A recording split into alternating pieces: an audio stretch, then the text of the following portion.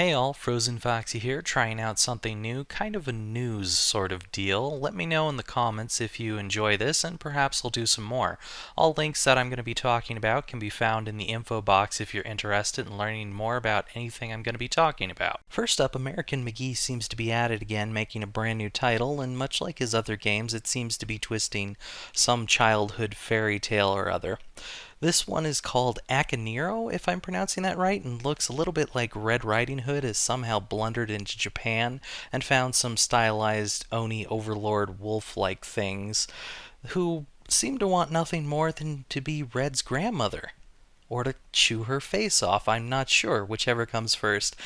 After McGee's dropped Wizard of Oz titles in 2004 that looked like a verbatim copy of Alice with a male character, and that horrifyingly dull Grimm title, I'm not really sure where I stand on this one. It might just be Alice Madness Returns with a reskin. I recently saw an ad on YouTube for a new free online game called Freejack. It looks a lot like Jet Set Radio along with some mechanics from Guns the Duel. It seems to be about parkour racing or something like that, and honestly I'm a fan of free running, so I'll be sure to at least check this out once or twice. The sign up was kind of a little weird since you need to pick not one but two usernames for quote unquote security purposes.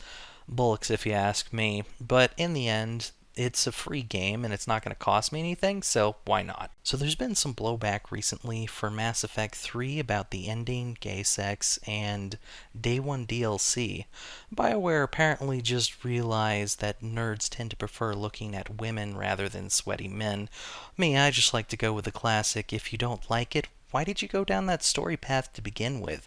The fact that you're yelling about it now just sounds like you're trying to remain in the closet. Come on, admit it, guys. Casey Hudson, the executive producer and director of the game, was recently interviewed about Mass Effect 3.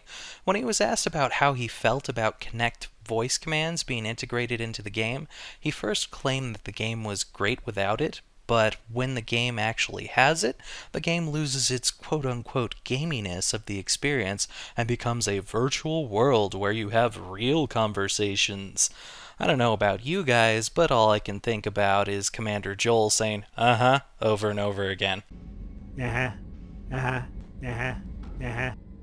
What?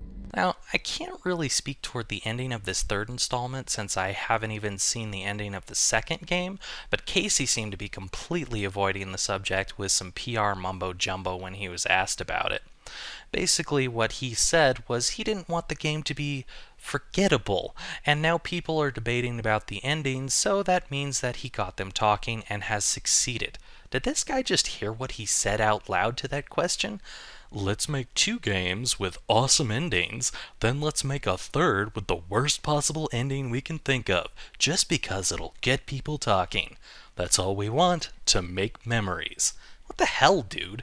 With that kind of attitude, the next Mass Effect is going to end up in a mass grave next to the Atari 2600's ET Extraterrestrial.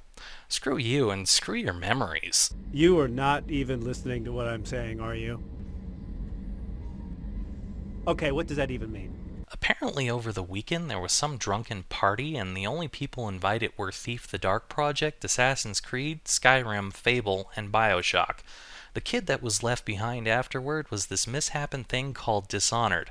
Honestly, I'm actually pretty excited to check it out. No, you know what? Take my money, goddammit. I'm throwing it at the screen right now. This game looks amazing. Free running, awesome combats, and tons of other awesome stealth elements. I want this game right now. Dishonored needs to come out. Amazon is having something called the Deal of the Week in video games going on right now, which has 19 Ubisoft downloadable games for under $5, and they're all DRM free. Not bad, especially if you don't own them. There's some fairly good titles available on that list, including Far Cry and some of the Splinter Cell games. Finally, we have the Indie Underdog Pack, or 1UP as they've been calling it. Unlike some of the other indie bundles out there, this one is meant to not only fund the creators of the games, but also to fund the creation of future indie titles. Not a bad idea there. It's kind of like Tim Schafer's adventure game Kickstarter project that happened recently, except you get some games immediately, and you might get some games in the future if you pay enough. Not sure these titles are exactly my style, but hey, almost free games funding new games is pretty darn cool. If you're interested in checking this stuff out, remember that all the links about the things I've talked about can be found in the info box, wherever that might be. Also, remember to leave a comment and let me know if you want to see more of this video game news kind of stuff with me, and maybe we'll see some more of these videos in the future. See y'all later.